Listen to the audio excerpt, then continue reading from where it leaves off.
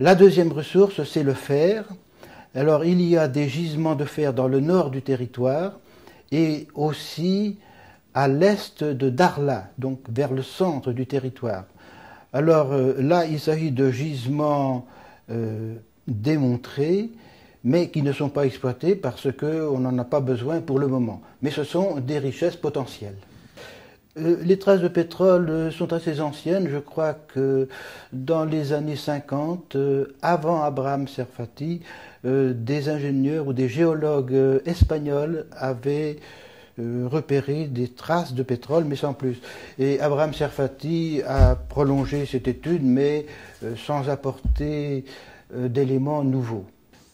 Oui, il y a eu un certain nombre de prospections, encore maintenant, mais comme il y a d'autres régions dans le monde où le pétrole est plus intéressant, ces explorations qui continuent ne sont pas vraiment intéressantes, d'autant plus qu'il reste une incertitude et donc on préfère aller dans les régions où on est sûr de trouver du pétrole.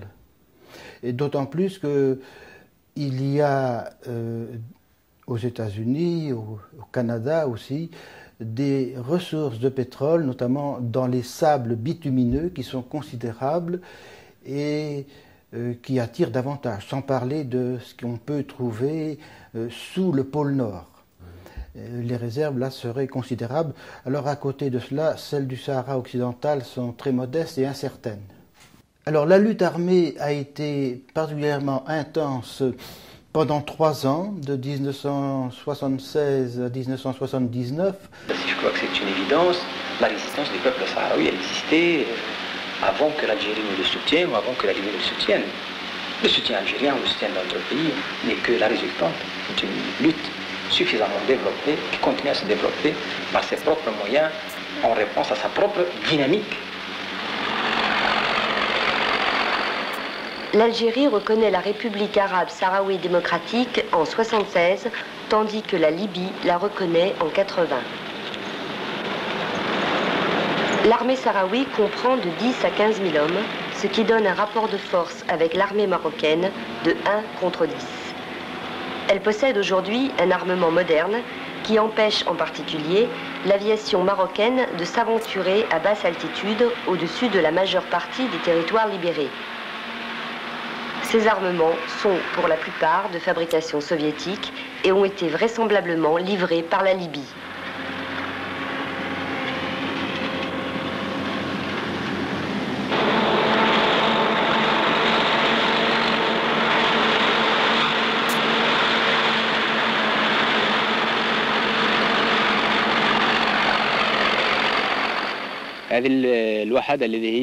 Je suis responsable de cette formation qui se trouve dans cette région de Smara.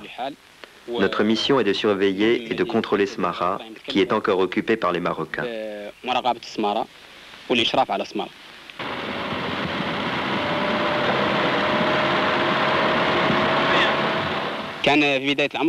début de la guerre, les unités marocaines occupaient toutes les régions, ou presque. Tferiti, Amgala, Farsia, Djeria, Marbès, Aïn Betiri, Birlalou. En définitive, l'armée marocaine a été contrainte de se retirer de ces régions sous la pression de l'armée populaire de libération sahraoui. Et elle est aujourd'hui retranchée dans certains endroits bien délimités, dans des fortifications. Elle est en position de défense négative.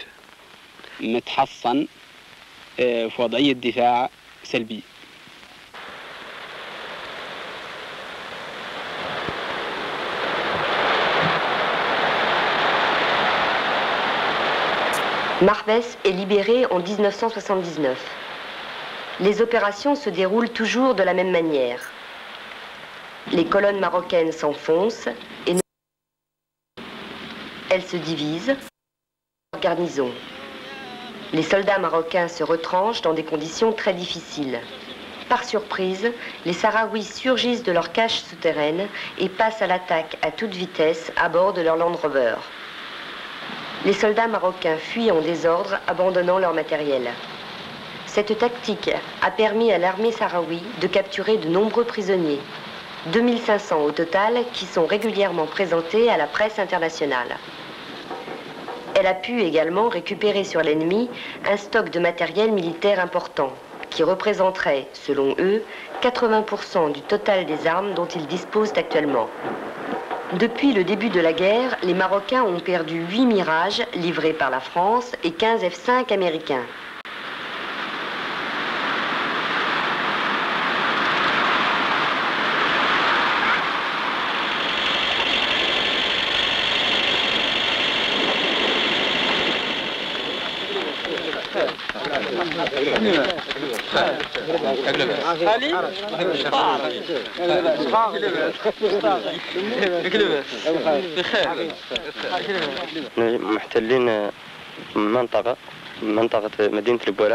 Nous sommes ici à l'Ebouirat.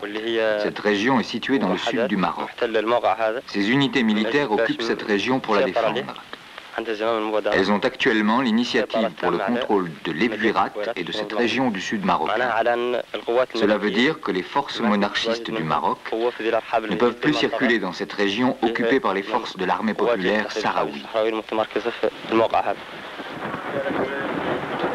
Le Polisario ne revendique pas cette région du sud marocain, bien qu'il la contrôle et l'utilise comme voie d'accès vers les zones qu'il a libérées.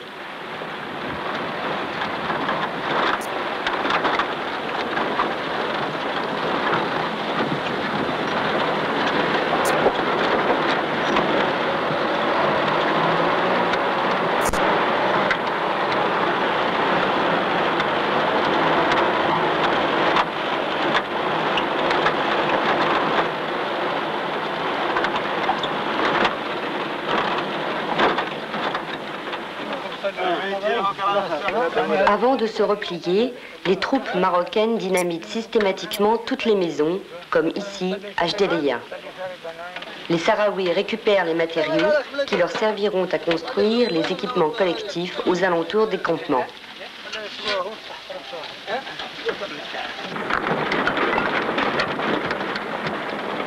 Les routes, dont certaines sont facilement identifiables, comme celle-ci qui relie Jdelia à Aouza, ont dû être déminées après le retrait des troupes marocaines.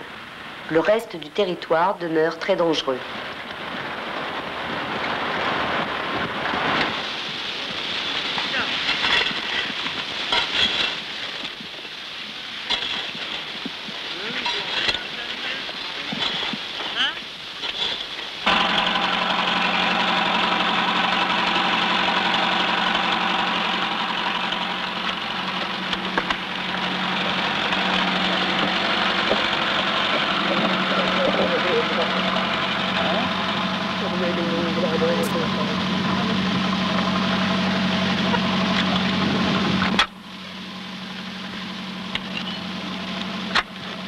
Bien que le pays paraisse vide, les combattants sont partout. Traces de bivouac, caches, réservoirs d'essence, puits entretenus, prouvent que l'armée sahraoui occupe le terrain et y circule librement. Partout, elle s'efforce de subir...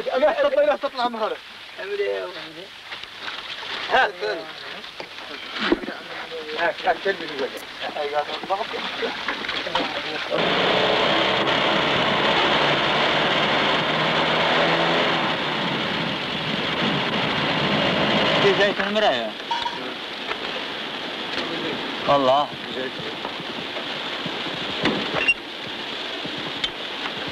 أو مكة مهم التكليف بهاي المجموعة المقاتلين الموجودين لحراسة الشواطئ المحيط الناحية الموجودة والله القطاع الأرض. J'ai pour mission de diriger ce groupe de combattants chargés de la surveillance des côtes atlantiques. Ma région s'étend de Boujdour au port d'El Ayoun.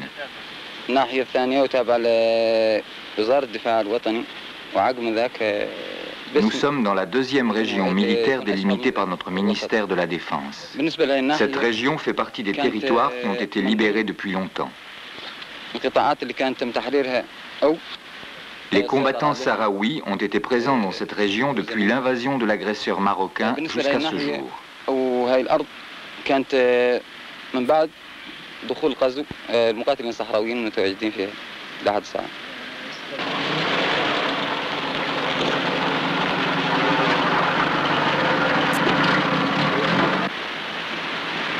Le Maroc a construit un mur de 600 km de remblais et de barbelés qui s'appuient sur le relief naturel.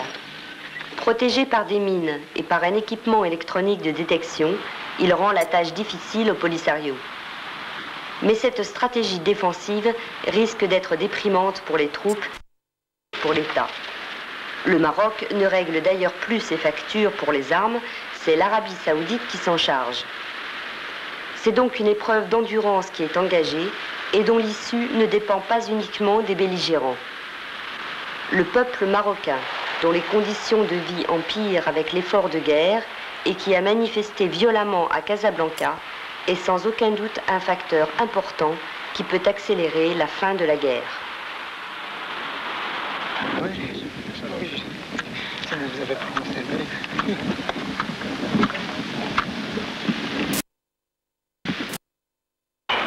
J'étais un ancien pilote. J'ai fait ma transformation en France. À quel endroit? À Orange. Avec des officiers marocains ou avec des instructeurs français? Non, c'est des instructeurs français qui m'ont appris à piloter. De quelle année à quelle année? En 78. Ça faisait partie d'un contrat d'assistance?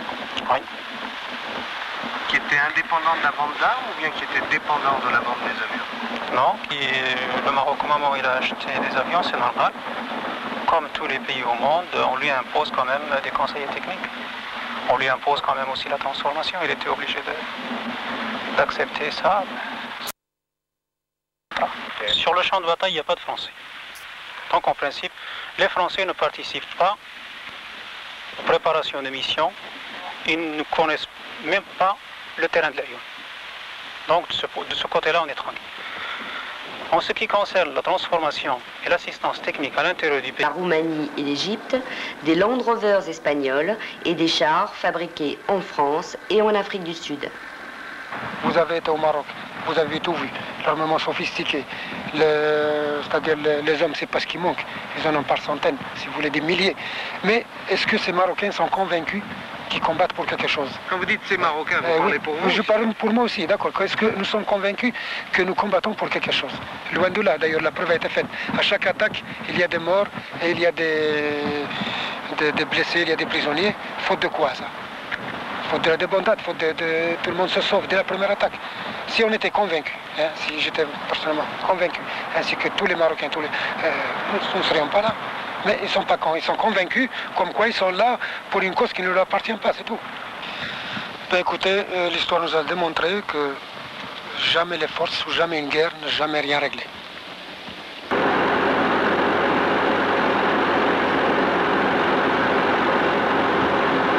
Mais après la construction du mur qui a empêché les incursions du Polisario dans le territoire, la lutte armée a été assez réduite et on s'est orienté plutôt vers l'action politique. En 1983, l'OUA a adopté une résolution très importante, la résolution 104, où elle demandait au Maroc et au Polisario d'engager des négociations directes en vue d'arriver à un référendum et au cessez-le-feu. La même année, en 1983, l'ONU a repris ce plan de règlement, invitant donc à des négociations directes. Mais le Maroc s'y refusait absolument car il ne voulait pas reconnaître le Front Polisario comme son interlocuteur. Et pendant plusieurs années, l'ONU a repris ce plan sans résultat. En 1988, le secrétaire général de l'ONU a proposé qu'il y ait directement un cessez-le-feu et un référendum. Mais naturellement, le Maroc n'a pas accepté et cette proposition du secrétaire général de l'ONU n'a pas eu de suite. et on a remplacé les négociations directes qui étaient demandées par une mission de bons offices qui serait conduite par l'ONU et par l'OUA, de façon à contacter à la fois le Maroc et le Polisario. Alors ça, c'était en 1989, et cette mission de bons offices n'a pas eu de résultat, bien entendu, et le Front Polisario alors a repris les combats à la fin de 1989. Et c'est à ce moment-là qu'il va y avoir un nouveau tournant. Exactement en 1990, un tournant important a lieu dans ce conflit. En effet, après la chute du mur de Berlin, les États-Unis se sont impliqués davantage dans la solution de ce conflit. Et avec le secrétaire général de l'ONU, ils ont proposé un plan de règlement comportant un cessez-le-feu et un référendum d'autodétermination. Alors, une résolution du Conseil de sécurité a été adoptée. Alors, ce qui est nouveau, c'est l'intervention du Conseil de sécurité pour la première fois dans ce conflit, et le Conseil de sécurité décide un référendum d'autodétermination. C'était donc en 1990. Pour faire ce référendum, il fallait identifier les électeurs, ce qui était une opération assez difficile et qui a rencontré beaucoup d'obstacles. Mais grâce à l'action de James Baker, l'ancien secrétaire général américain, l'identification des électeurs a pu être menée à bien au bout de plusieurs années, exactement en 1999. À cette date, la liste des électeurs a été publiée. Il y en avait un peu plus de 86 000. Mais il y avait 131 000 recours. Et ces recours étaient motivés pour la plupart par le fait de ne pas être inclus dans la liste des électeurs. Alors il fallait identifier tous ces recours, c'était extrêmement difficile. Le Maroc a mis des bâtons dans les roues et a empêché finalement que cela puisse se produire, d'autant plus que ces recours avaient peu de chances d'aboutir, faute de preuves. Et donc, comme on n'a pas pu terminer l'identification des électeurs, le référendum n'a pu avoir lieu. Donc, nouveau blocage, cette fois-ci au niveau du Conseil de sécurité qui n'arrive pas à organiser ce référendum, alors que dans d'autres régions d'Afrique, il a pu organiser un référendum. C'est alors que James Baker, qui est toujours présent et qui est actif, propose un projet d'accord cadre sur le statut du territoire. Cela en 2003. Alors il s'agissait de donner une large autonomie au territoire et de le rattacher au Maroc. Alors l'autonomie consistait à donner la compétence à la population sahraoui sur les matières intérieures, c'est-à-dire la santé, l'enseignement, l'agriculture, l'industrie, les transports, etc. Et la compétence pour les affaires extérieures était donnée au Maroc, c'est-à-dire pour les relations internationales, la défense et la monnaie. Voilà quel était le projet proposé par James Baker et par l'ONU. Naturellement, ce projet était très pro-marocain et il a été rejeté par le Front Polisario et par l'Algérie. À la suite de cela, en 2004, le Maroc a proposé à son tour un plan de règlement qui consistait à donner l'autonomie au territoire, selon la formule antérieure, c'est-à-dire les affaires intérieures pour la population sahraoui et les affaires extérieures pour le Maroc. Mais cette proposition du Maroc, cette proposition d'autonomie est proposée depuis plusieurs années, mais elle est rejetée évidemment par le Front Polisario qui demande toujours un référendum d'autodétermination.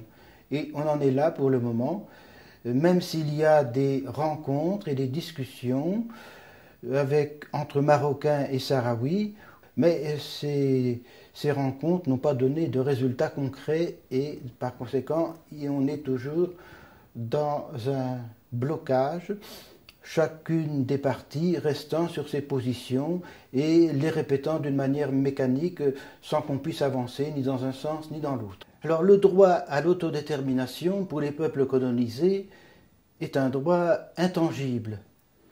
Mais l'autodétermination peut conduire à 3 solutions, et cela est prévu depuis les années 60 à l'ONU et ailleurs. La première solution, c'est l'indépendance du territoire colonisé. La deuxième solution, c'est l'autonomie avec rattachement à un autre État. Et la troisième solution, c'est l'intégration à un autre État. Donc il ne faut pas oublier que l'autodétermination a 3 solutions possibles et non pas une seule. On peut aussi donner des exemples qui vont dans ce sens. Par exemple, Hong Kong, la colonie britannique, a été rattachée à la Chine avec des accords et cela s'est passé très bien. On pourrait sans doute donner d'autres exemples.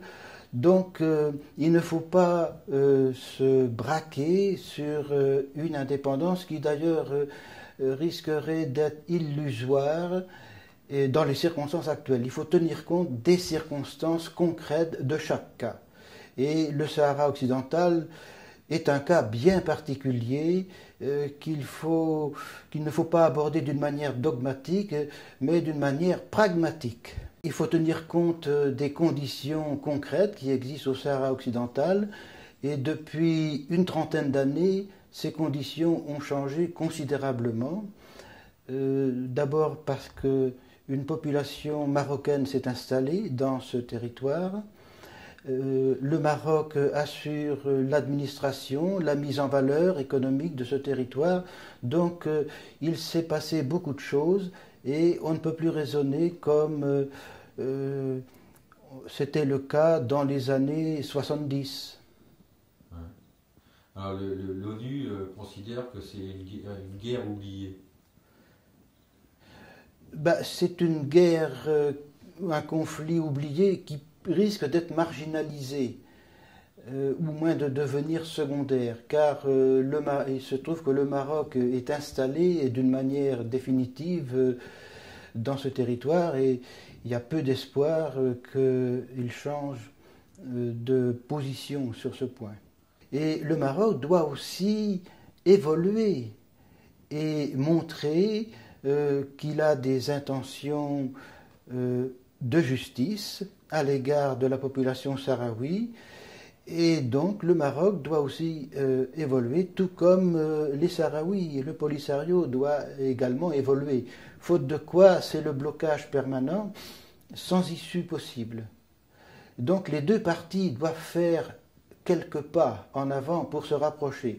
Malheureusement, ce n'est pas le cas ni d'un côté ni de l'autre.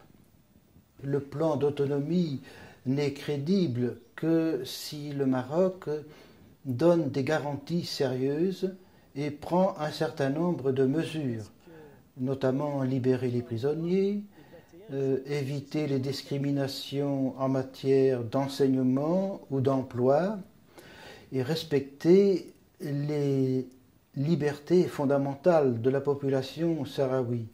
Alors tout cela reste à faire et si l'on demande aux Sahraouis d'évoluer, il faut aussi que le Maroc fasse quelque chose. Et les pays qui soutiennent le Maroc, par exemple les États-Unis et la France, qui soutiennent la position du Maroc qui proposent l'autonomie, eh bien, ces pays pourraient inviter aussi le Maroc à évoluer et à rendre cette autonomie possible et crédible.